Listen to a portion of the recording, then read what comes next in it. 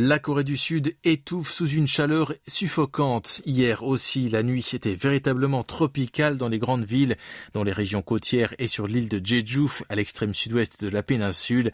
Le mercure restait supérieur à 25 degrés. L'agence météorologique explique ce phénomène par l'air chaud venant du sud-est dans la nuit, combiné à la chaleur accumulée dans la journée.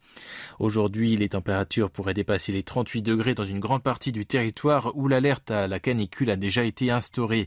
Et un nouveau record de consommation électrique de cet été devrait être franchi. La réserve d'électricité du pays devrait par conséquent tomber en dessous de 8 gigawatts, le chiffre le plus faible depuis le début de la saison. Le distributeur d'électricité Korea Power Exchange prévoit que la consommation devrait atteindre un pic de 91,1 gigawatts entre 16 et 17 heures aujourd'hui, contre 88,9 hier. Il se veut cependant rassurant en précisant que la réserve sera à un niveau normal de 7,8 gigawatts avec un taux de réserve de 8,6%. À titre de comparaison, le précédent record avait été enregistré le 24 juillet 2018 à hauteur de 92,5 gigawatts. Cette année-là, le pays du matin clair avait connu la vague de chaleur la plus forte depuis 111 ans. En règle générale, si la réserve est supérieure à 5,5 gigawatts, alors les autorités concernées la considèrent comme un niveau normal.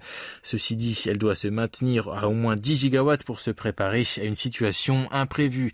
Le nombre de victimes d'un coup de chaleur cet été s'élève désormais à 510. 6 personnes ont perdu la vie.